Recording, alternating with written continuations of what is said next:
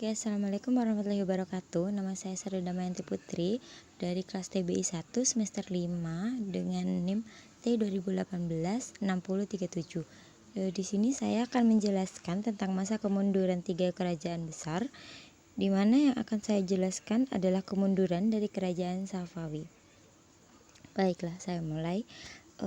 Kerajaan Safawi atau Daulah Safawiyah ada pada sekitar tahun 1501 hingga 1736 Masehi. Berasal dari sebuah gerakan tarekat yang berdiri di Ardabil atau sebuah kota di Azerbaijan di Iran. Oleh sebab itu daulah ini dianggap sebagai peletak pertama dasar terbentuknya negara Iran yang saat ini. Jadi tarekat ini diberi nama Tarekat Safawiyah yang didirikan pada waktu yang hampir bersamaan dengan Daulah Turki Utsmani di Asia Kecil. Nama Safawiyah diambil dari nama pendirinya, yaitu Safi ad-Din. Nama tersebut tetap dipertahankan sampai tarekat ini berubah menjadi gerakan politik, bahkan menjadi nama bagi daulah yang mereka didirikan, yaitu Daulah Safawiyah atau Syamruddin yang sekarang. Sejarah lahirnya Daulah Safawiyah yang pada umumnya merupakan sebuah aliran yang bersifat keagamaan yang berfaham Syiah, kemudian akhirnya menjadi sebuah daulah besar yang sangat berjasa dalam memajukan peradaban Islam. Walaupun tidak dapat menyamai Daulah Abbasiyah di Baghdad, namun Daulah Abbasiyah di Baghdad, Daulah Umayyah di Spanyol, dan Daulah Fatimiyah di Mesir pada waktu jayanya ketiga kerajaan tersebut. Lalu kemudian dari sebuah daulah ini akan juga terdapat kemajuan-kemajuan ini antara lain ada di berbagai bidang. Yang pertama di bidang politik, kemajuan politiknya seperti berhasil mengatasi gejolak politik dalam negeri yang mengganggu stabilitas negara dan sekaligus berhasil merebut kembali beberapa wilayah kekuasaan yang pernah direbut oleh kerajaan lain sebelumnya seperti Tabriz, Rizwan dan sebagainya yang sebelumnya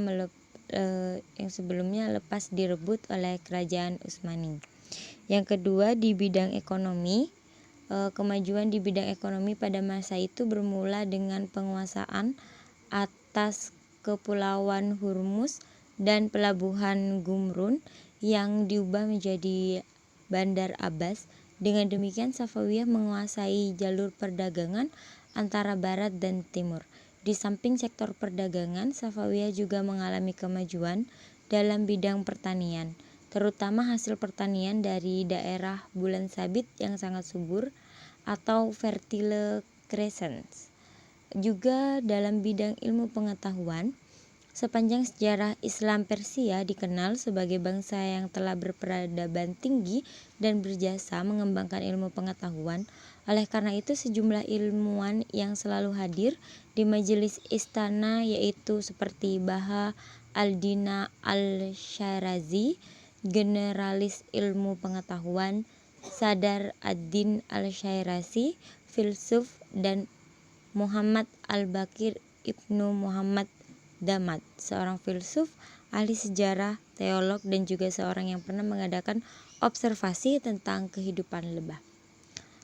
Juga pada bidang pembangunan dan seni, kemajuan di bidang arsitektur ditandai dengan berdirinya sejumlah bangunan megah yang memperindah Isfahan sebagai ibu kota kerajaan Safawi, juga sejumlah masjid, sekolah, rumah sakit, jembatan yang memanjang di atas Zenderut dan istana Sinil Sutun. Kota Isfahan ini juga diperindah dengan kebun wisata yang tertata apik. Ketika Abbas pertama wafat, di Isfahan terdapat sekitar 162 masjid, 48 akademi, 1.802 penginapan, serta 273 pemandian umum.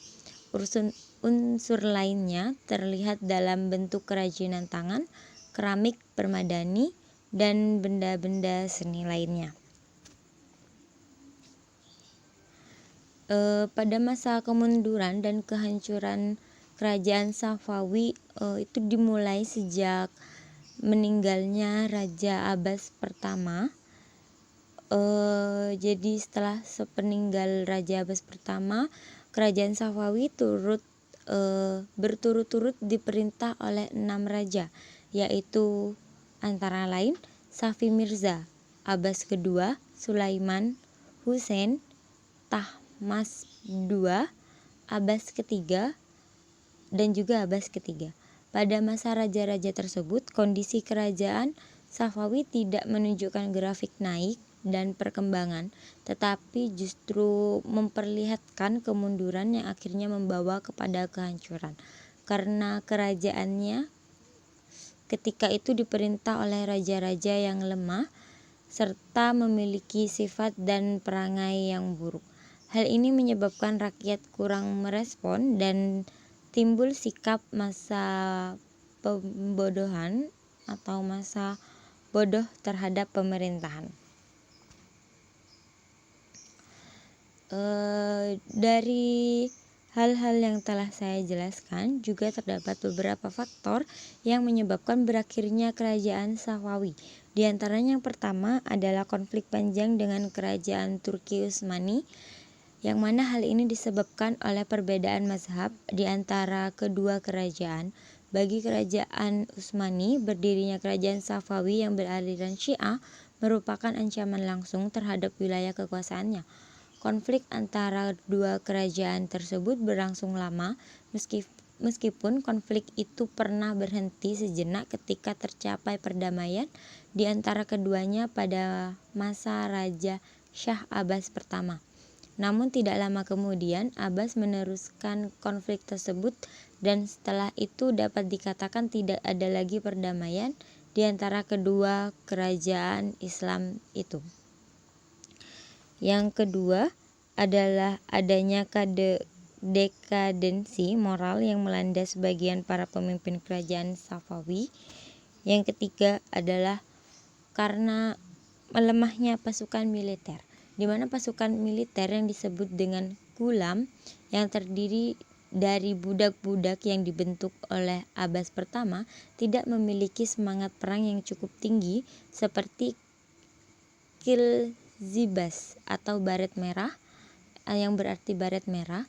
Hal ini dikarenakan pasukan tersebut tidak disiapkan secara terlatih dan tidak melalui proses pendidikan rohani seperti yang dialami oleh pasukan Kilzibas. Sementara anggota pasukan Kilzibas yang baru tidak memiliki militansi dan semangat yang sama dengan anggota Kilzibas atau anggota pasukan militer sebelumnya.